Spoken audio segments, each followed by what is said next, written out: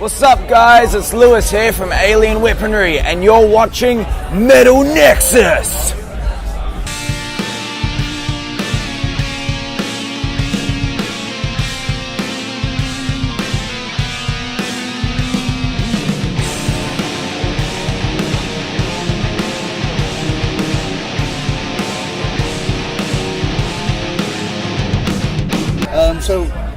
Opening band today on Saturday. You said you were surprised to see so many people out there. How do you think the set went today? I'm happy with how I played, man. Like, we didn't really have much of a sound check, but like we all pulled through really well, and yeah, I'm like blown away by how many people bothered just showed up. I expected everyone to be tired and hungover from the night before. Now, it seems like you guys have kind of blown up ever since that first U.S. ministry tour. And that's definitely how I heard about you guys and everything. How was being on tour and hanging out with a legend like Uncle Al? Well, the thing is, when I was about 7 years old, I was listening to Ministry on an old Nokia phone. And when we got invited to play that tour, I was like really excited because, you know, he was one of my Ministry was one of my early inspirations. And yeah, it's like really awesome. He's a pretty level-headed guy considering the kind of life that he used to lead.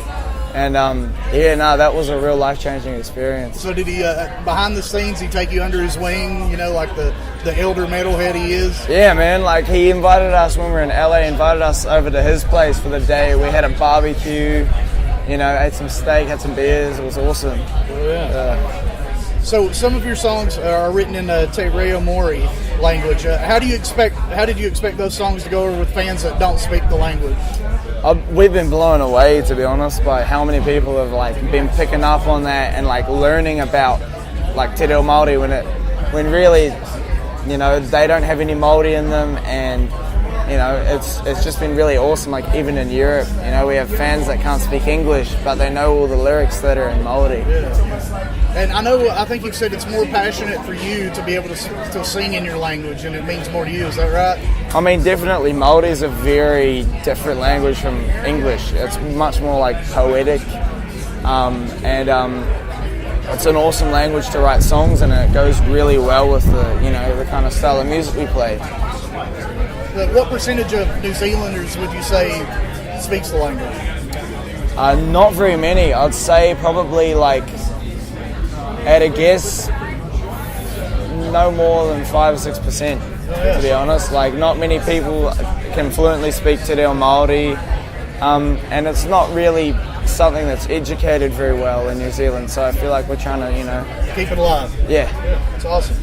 So the tragic shooting that occurred in Christchurch, New Zealand, shocked the world. Has that tragedy in your home country affected you personally, or had any effect on the band? I mean, definitely. I mean, we were actually in Australia when we heard the news, and my phone was blowing up when I got off the plane. Everyone asking if I was okay, and honestly, I'm just like shocked and really pissed off that something like that would happen in New Zealand. But at the end of the day, it just goes to show, you know, we can rebuild from that, and yeah. What can I say? Good. It's fucking awful. I noticed you guys recently saw Kiss perform in Mexico City too. Yeah. So how was it seeing, you know, like at the almost the beginning of your career, seeing a band ending there? I mean, me and Henry, when we were growing up, used to watch like this Kiss DVD that our dad used to have. So they're another one of our early kind of inspirations, you know. And like they still do a kick-ass live show. And was it your first time seeing them? Yeah, first time seeing them. Was it everything live. You expected it to be? Yeah, it was awesome, man. They had fireworks and gunshots and fucking they came down on platforms, you know, exactly what you'd imagine Kiss to be. So yeah, that was awesome. So you have a new song on the Adult Swim compilation album, and you released a video for it yesterday. And the song's lyrics, of course, are in Te Reo Mori. Can you tell us what the song is about? And then the accompanying video has some clips to it too, and then the written word at the very ending too. Can you explain how that ties into the song and what it means to you? So that song was actually written about an incident that happened not too long ago as far as Māori and English conflict is concerned. The Queen was expected to arrive in New Zealand. So the Auckland City Council decided that it would be a good idea to evacuate, well, to kick out all the local Māori at Ōkahu Bay and burn down their village in order to like beautify the city. And basically that's something that's not very well known in New Zealand at all, and it's just something we wanted to write about, you know, get people thinking. I think it's inspiring, you know, to bring stuff to light that many people may not know, and it's like almost like you're an educator in a way, right? Yeah, I mean, we try and like educate people about things that, you know, aren't taught in schools and that not many people know about, and I feel like we're pulling that off a little bit. Yeah. So I know at one point you stated that you were attending circus school at one point. That was a while ago. So what exactly was you studying there?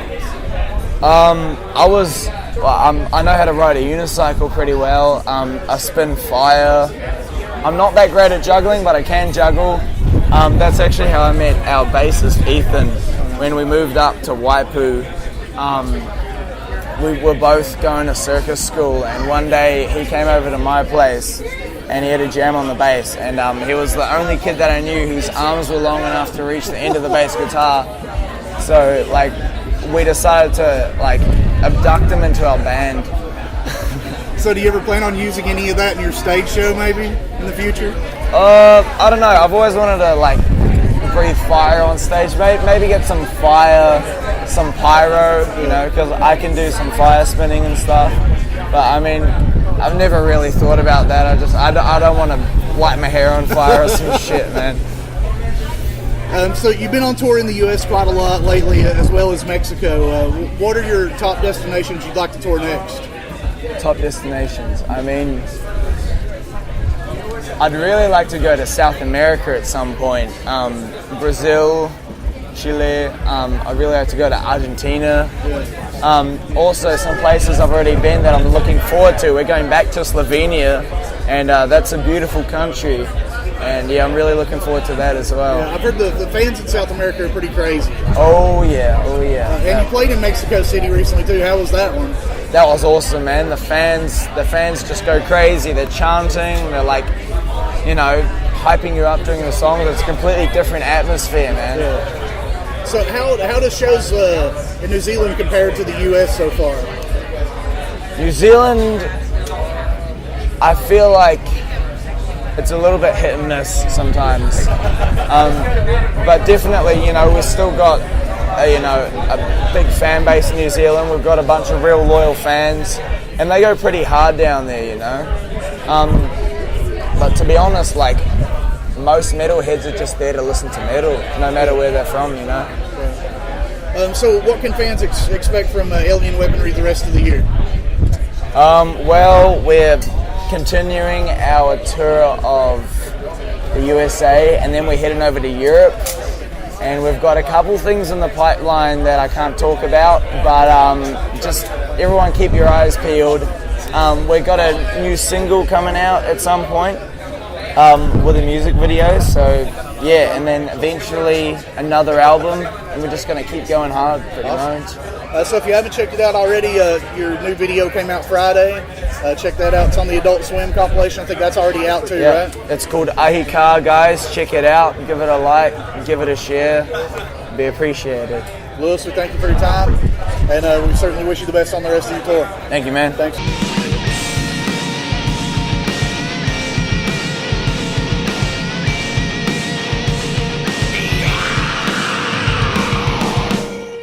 Metal Nexus.